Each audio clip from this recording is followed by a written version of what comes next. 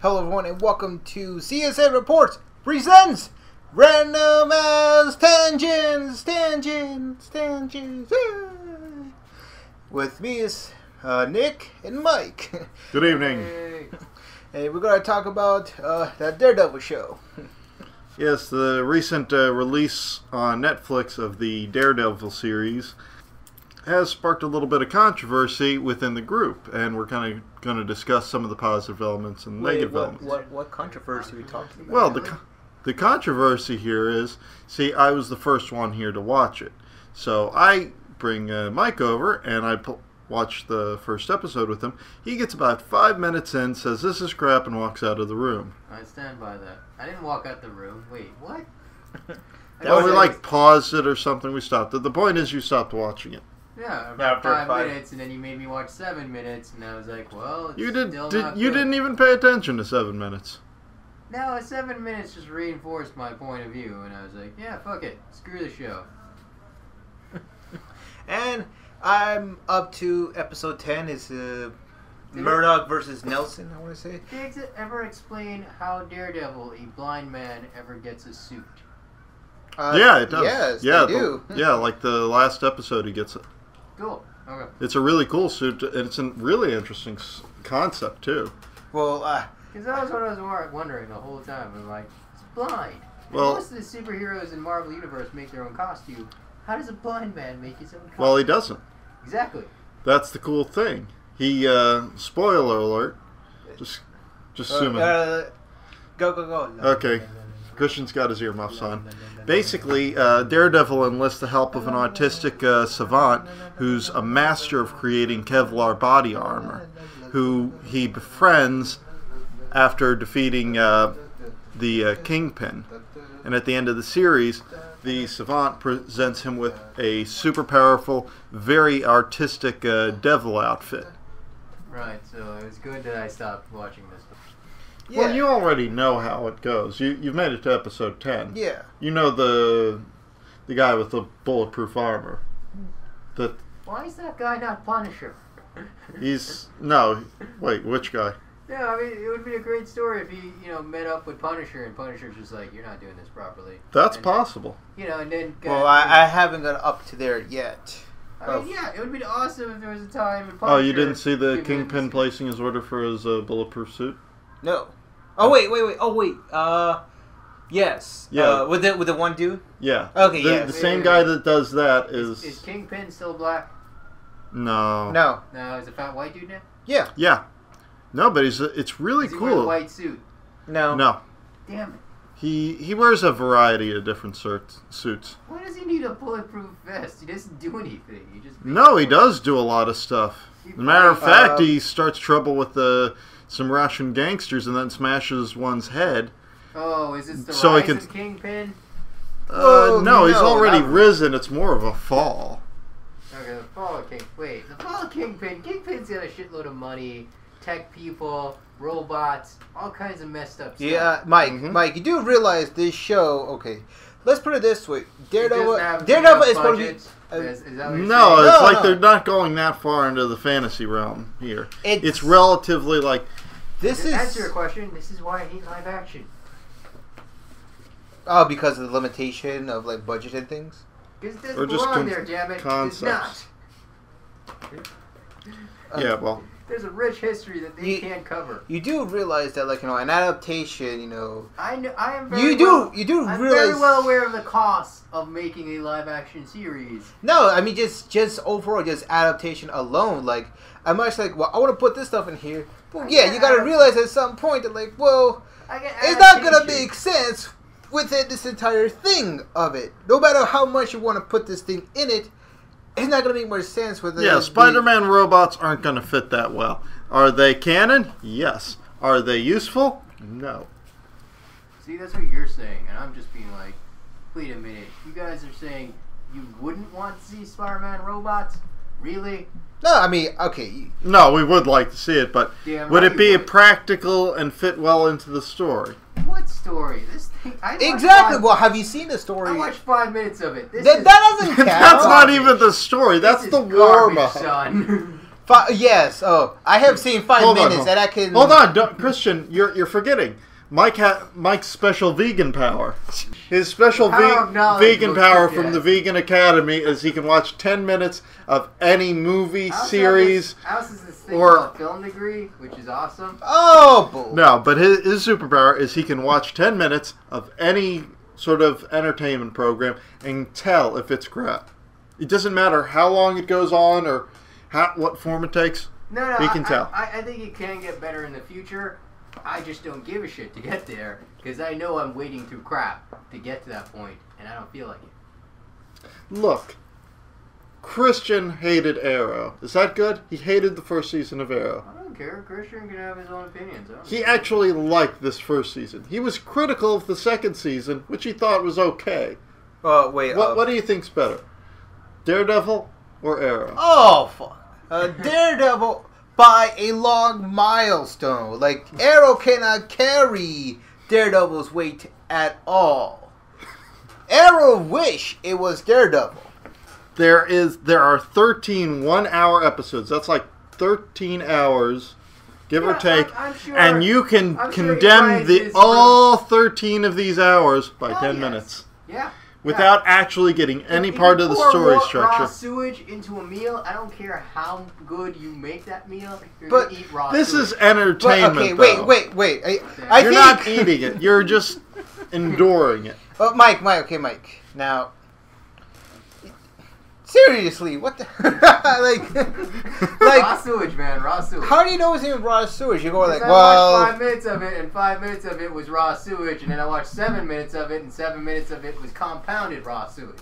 See, Mike, a little bit of medical waste poured on top. See, Mike, I don't believe you. Like, I feel like you only watched that first 5 minutes. Did I not do that? Wasn't I like that? Those were his comments. Yes. Yeah. I feel like you only watched the first 5 minutes and just be like, this is crap, and then you try to watch, but instead let me just... No, I did not want to watch after that 5 minutes. You had to bend my arm for that shit. Well, Jenny, I did. I kind of did. Jenny, whatever.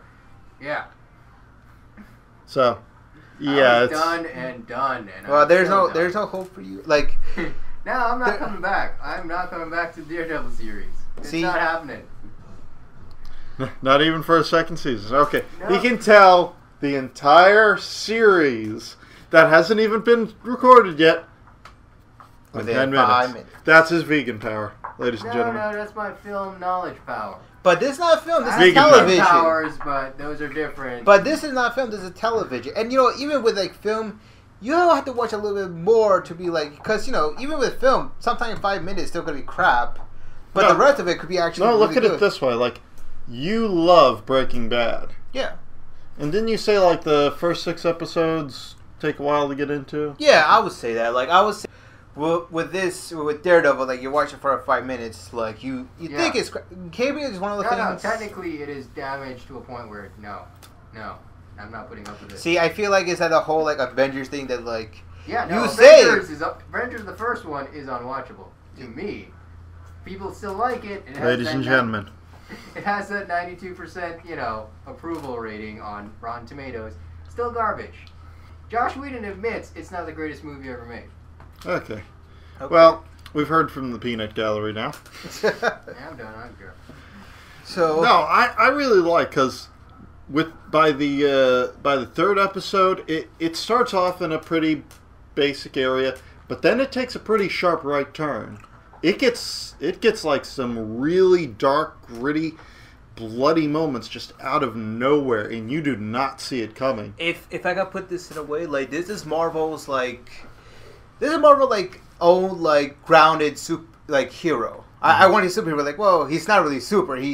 His only power is the fact, like, he has radar senses. That's pretty much it. Yeah, and they didn't over trump it up in this like they did with the movie. It's like he has a pretty good idea of everything going on around him. You get pretty qualified. Yeah. It's not like unlimited radar, like...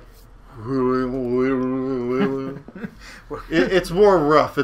They give you like towards the end of the series, like a little Daredevil vision thing. I'll say like a little bit before, but yeah. Yeah, I don't remember where it is. You seen it? Yeah, I've seen it. Okay, it's within the first 10 episodes then. But yeah, I gotta say, from watching the first 10 episodes, like, by watching the first episode, I'm like, you know what? Everything about this is absolutely fantastic. Like, the first 5 minutes, you know what? They kind of show you... Yeah, it's just an opening with a creature, and it's... I gotta say, I like the whole opening because it's like, you know what? It tells you Matt's origin. You know, pretty show him, like... It doesn't really even tell you. It just gives you some insight into the character. That's what it's for. It's an insight into the character. But it tells you right away, like, yeah, you pretty much you see here with the, you know, the the chemicals in his eyes and whatnot. This is how he's going to be blind, and you know, pretty much he did all this just to risk, you know, saving some dude's life. Within that first 5 minutes of it, I see, you know what, that's good. We don't need like a long extended narration. Poor pitiful me.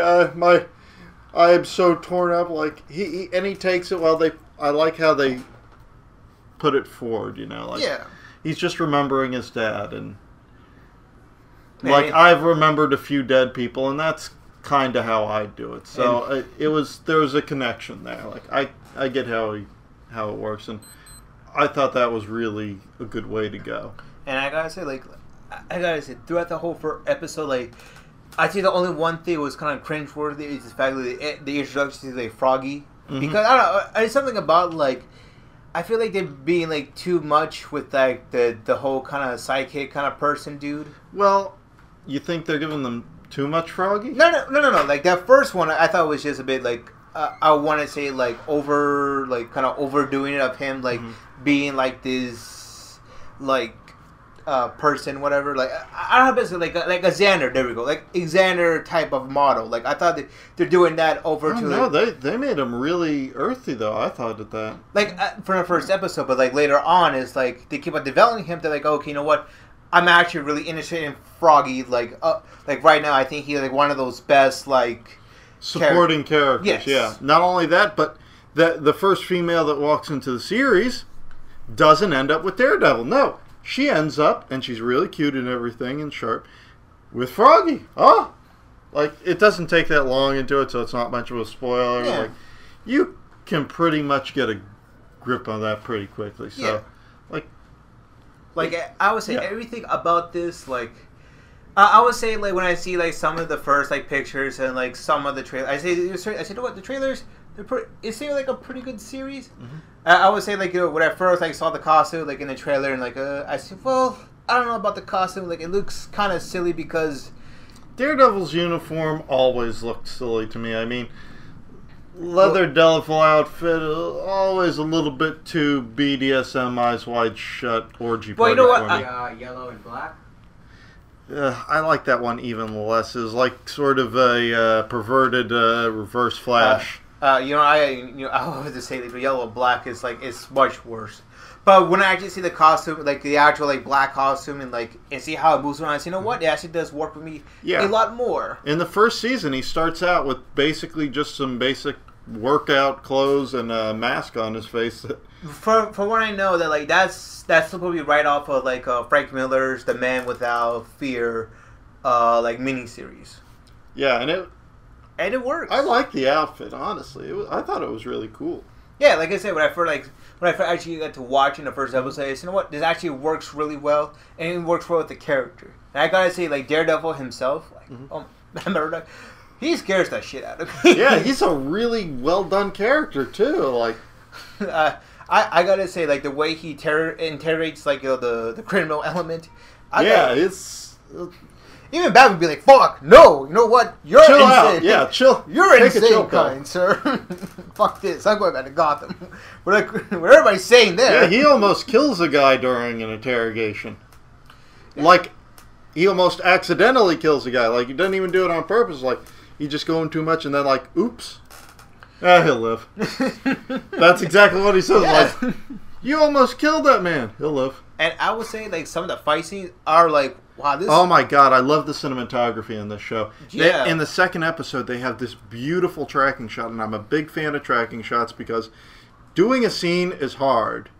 To go an entire scene without screwing up is hard. Especially, like, in a television show because absolutely. they have, like, a limited range of budget and what they have to do.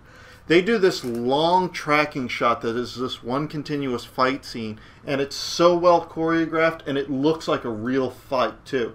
It's not one of those over the top kung fu mats. No, I mean there's all kinds of punches. So it's a brawl. Matt takes a lot of hits.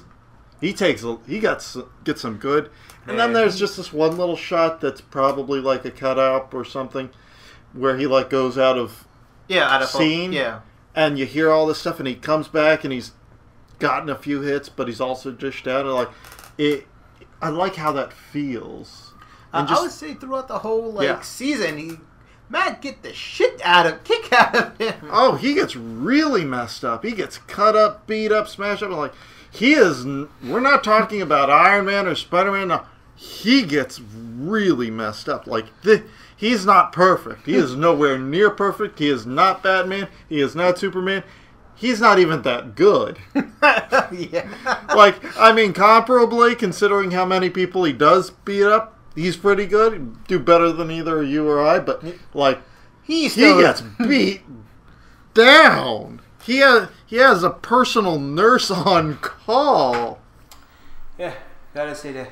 I mean, as much as that personal nurse does help, not really. Yeah, he gets cut up, he gets beat up, and it's more a surprise that he's still alive, really. I'm trying to think of... oh, wait. I mean, did we talk about the Kingpin? Yeah. And the next thing is the Kingpin. I really like how he's done. He's definitely one of those... he's the best way to like the best way to describe him. Like I'm scared of him. I truly am. Like, the Joker, like, he was scared of me, like, in the case of, like, but, like, if I owe the Kingpin something, like, no, I don't want to. I'm scared of that motherfucker. Yeah, they really get a good dichotomy between his brutal and civilized natures in this. And he's not like that. If I could describe him the best way, like, with some people think of the Kingpin, and many think has that kind of mob boss kind of theory. He's not that at all. Like, he's a very smart man. Like, he knows what he wants, and he will get it through whatever means necessary. And if you somehow fuck up in some way or other, he will beat the shit out of you. He will, like, tear your fucking head off. Yeah, he smashed a man's head with the car door over ruining a date. Like, I said, man, when I see that, like, that man stayed.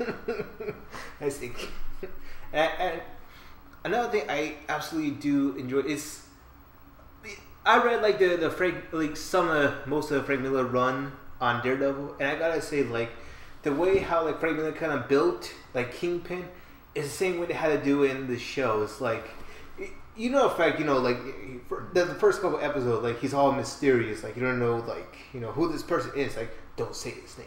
Do not call him that, you know. Yeah, you don't see him until, like, what, 6 episodes in? Maybe 3 or 4, around that. Around that time. Like, you think that they're going to go with just a big, anonymous villain. And they didn't even really make it clear that it is the Kingpin. You can kind of guess, but... Yeah, like, I feel like it was going to be the Kingpin. Like, it's a Kingpin, like... But it's something about... you're more or Marvel savvy, so... Yeah, I guess that's probably it, so... But it's something I actually do like how, like, they kept him kind of concealed. And we actually do show him, it's like the first couple of lines, you know, he says it's like, you know, it's loneliness. It's like, I can't tell he's a crazy motherfucker or not, but I'm kind of scared of him. I really am scared of him. Mm-hmm. I think my pants had turned a bit brown after him saying that. Well, it doesn't take much to get your pants brown. Hey. Takes a lot. Yeah, Jack in the Box. That does it every time. You get a bad joke. Another bad joke.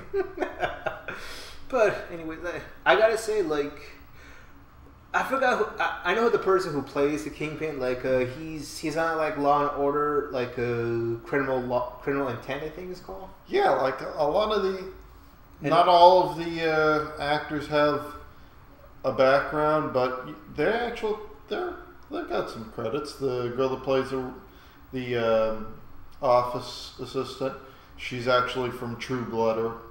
That's her big credit. I know, like, Charlie. What the fuck Charlie Cox done? I'm sure he's done something. Goddamn thing. Oh hell, why not? Oh. I know Visit the Officer. Like I said, he was in Law and Order. I don't think he was still in Law and Order or not. But I think after this, like, Marvel was like, no, you can stay over here. But also, I know he was a major pilot, I want to say, in a Full Metal Jacket. That's true, yeah. He was Major Piles. So he played one crazy motherfucker, they played another crazy motherfucker. Way to go. There's casting for you. And I got another thing I want to point out, like, they changed, like, Ben Urge character, because, like, he was pretty much a white character making a black character. Like, you know what, I'm fine with that. I don't mind that. I think that's pretty cool. I don't really know the character that well, but I saw one dude, like, pretty much he's like the dude that, like, figure out who, like, Matt Murdock is Daredevil. Really? Yeah, he, like, pretty much put all the pieces together, like, he's a news reporter, and he's like, Matt, I know who the fuck you are. Well, shit. The main point I'm trying to get is this. Daredevil is everything what I want it to be, and because it's a gritty, it's a grounded hero, and it gave me everything what I wanted in this particular, like, Daredevil character. The fact that he is a hero, but he's a very gritty enough a hero, and it doesn't have to be as silly. It shows you know what, it's like a Batman Nolan kind of waves of, like, it shows that, like, he's in a way. Yeah. And the weird thing is, he's not, like, super altruistic, but he's not a complete douchebag. They actually found a balance. Yeah. Because usually you have to polarize a character, especially in comics or comic book movies. No, there's a good balance in there of the character. They don't overblow anything. I mean, even with the character of the Kingpin, like, they present him in such a way that, like, he's a villain, but his ultimate goal is to do something worthy of a hero. Yeah. He's trying to help the city in the worst possible way. And he has his own... you know how some people say, like, all the villains says, like, you and me, we're alike. And it's like, no, you guys are, you're nowhere alike. When Kingpin says to Daredevil, you and me we're a lot alike. It's like, yeah, you two are almost kind of alike, except you two have different backgrounds. It's the fact they're almost kind of alike, except that you went in different directions. Yeah, they're opposite sides of the same coin in one aspect. They're working two different angles for improvement. I mean, in an aspect, the Kingpin actually goes public and tries to do good as, like, a public servant figure, and Matt, of course, goes the vigilante, but they really both have, like, this identity and then this sub-identity that they really use, but they're still trying to do good with both their public personas as well. So, I think we say as much we need to say about the show. I was kind of disappointed, like, they tie in a little bit with the rest of the Marvel Universe. Like, hey, New York got destroyed a few months ago. We're all dealing with that, but it's more like tell than show. Well, it doesn't feel like it's like months ago. I feel like it's like just a couple. I feel like it does feel like it's a couple. Yeah, well, they make it clear that they're still recovering from the alien attack, and okay. Well, I mean, to be kind of fair-ish, it's pretty much in this, the Marvel, like, it's really kind of dunking the fact, like, yeah, we're kind of screwed because, besides we have, like, an Iron Man that do his own thing, now we have, like, a God of Thunder to do, like, his own thing that almost destroyed, like, a little town. Then almost destroyed, well, kind of a bit destroyed. Yeah, like, Daredevil, he's not really the save everybody's day sort of villain. Like, that's one thing I've been kind of getting worried about with this. Like, you have all these super world devastating potential disasters coming, And why wouldn't you always have all of these guys on it? Why would they be divided? The Daredevil, he's not working on these huge imminent threats to everybody's life. He's just doing good in a minor little slum in New York. Yeah. And he is so small scale, but his work is still important at the same time. Yeah. Like how he always been. Like in the comics. Exactly. He's not going to be stopping any doomsday weapons. He's not going to fight a god. No, he's not just, yet. he's just improving his local neighborhood, which is in sort of a bad way. It doesn't even absolutely need to be done. He's just going through all this trouble just because he thinks it helps. You know, here's a thought about this. And pretty much they made this story, they make pretty this story working within a Marvel universe, but like, are you afraid that like somehow like one day like that raccoon and Daredevil are going to be in one room together and be like, this does not fit within the context of everything that's going on? Yeah, I mean, like, are you just kind of afraid about that? I mean, it's probably not going to happen. Yeah, that's the thing, because this series, it takes a sharp turn from the rest of the Marvel universe. Yeah, and just how grounded it is. It really is the... It's like Spider-Man versus the Amazing Spider-Man. In a sense of... Well, aside from Peter Parker, none of the other villains are really that supernaturally endowed. Well, until you get to 3, but 3 doesn't count. We know that 3 doesn't count. Well, you know, in a better sense, I think 3 is a much better movie compared to the Amazing Spider-Man. And even yeah, no, I'm just saying, like, but in the Amazing Spider-Man, the villains are big, flashy, supernatural. You have a lizard man, completely unrealistic. You have a man made out of electricity. Okay, I got you. Like, where like in like Sam Raimi's Spider-Man, like it's... You have like a guy souped up on steroids with a very expensive war machine under him, and then you have next a guy that's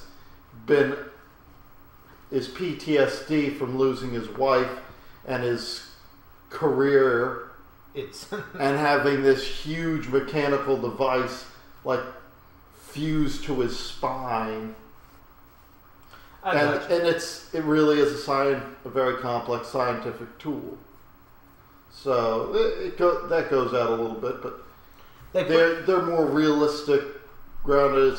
It's not some mutant super villain. I got you. Like one is like the more fantastic side of Spider-Man. The other one, it's the more practical. Yeah, I got you.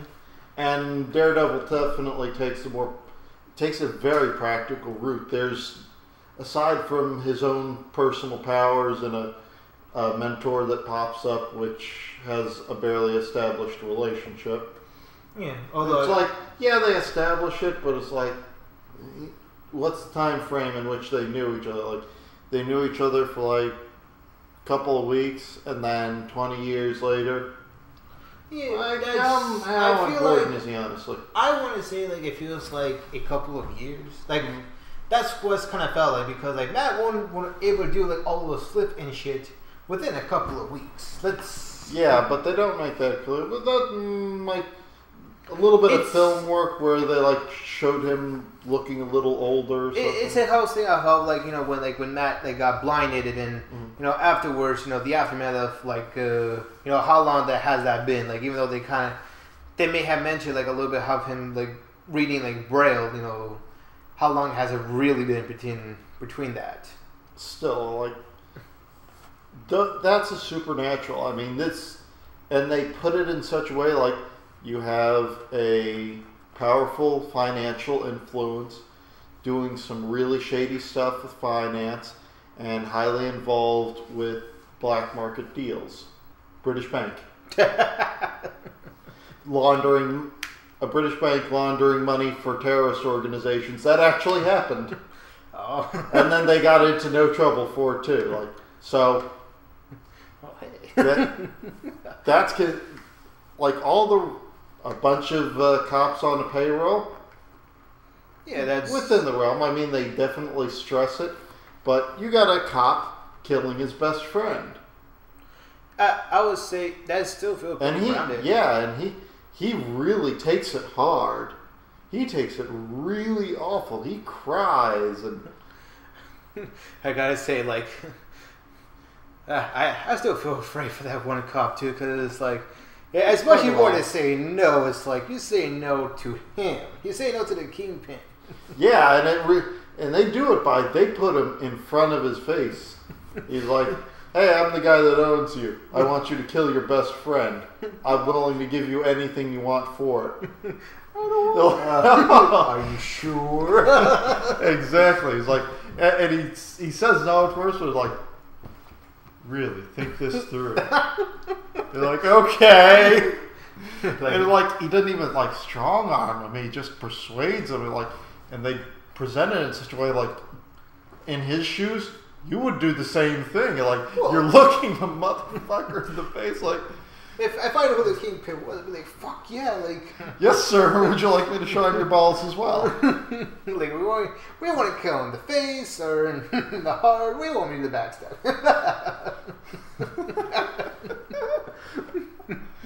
No, so the whole thing, like, I really thought was well executed. I might have some fair criticisms about the first part, where he says, it's a visual medium, you show, don't tell. They did kind of No, fuck Mike. Fuck Mike. They show it. They've been showing it, like, each time, like, okay, they show... I was thinking, too, like, wait, how the fuck, like, Matt, like, trained? They show you how Matt trained. I'm like, oh, well, okay, then. They didn't establish how long has it been even training. For all you know, he's trained for the entire day. Even though that's impossible, maybe he has. But overall, it really just well executed, and I liked they hold to a couple tropes, but they also defy a lot of tropes. And I think that takes a grounded idea in a grounded setting and presents it in a reasonable way. It's got a couple nice little plot twists that you don't see coming, and the whole series is better for it. They knew that they really had some ground to make up after the movie's failure. Yeah. And I think they really accomplished that. Like, at this point, Daredevil, oh, you mean that one thing? Yeah, it's the series. Movie, there was no movie. What is the movie talking That's going to disappear into thin air. Show me a movie. What? I heard of no Daredevil movie. Ben Affleck, who's he? Oh, he's going to be Batman? Okay, that's fine. He can do Batman. We have ourselves Daredevil. Exactly. And after this, they're gonna have AKA Jessica Jones in the next Netflix lineup. And this is kind of speculation, but it's most likely gonna happen. They're gonna build up to the Defenders, which is most likely be more of a mini series kind of a thing. Okay. Yeah, and also Iron Fist. Now come with Iron Fist. I have no idea who Iron Fist is, but I look forward to seeing it. I mean, it's gonna be awesome. This is a very promising entry, and I think it fits in well with the DC series or I think it fits in very well with the Marvel series setup that we have going. Agents of S.H.I.E.L.D., which has been a little back and forth in the second season, but still good. Agent Carter, I absolutely loved it.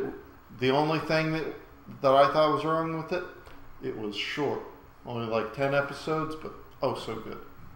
Okay, it's only 10 episodes? Yeah. It's not like a whole, is it a mid-season break of a thing? Nope. Oh, really? Oh. Well. Not unless they decide to put the mid-season breakup at the conclusion of all the current season storylines. So... That's true. Yeah. And after this, I gotta say, so far I'm really enjoying Daredevil. I can't wait to actually finish the show. Oh yeah, it really delivers. It leaves you with a very satisfying ending. Yeah, and this is this is the conclusion point here for this episode. We'll see you again later. Just realized this. It's a Netflix series, and it is no Dr. Netflix. Okay, goodbye everyone.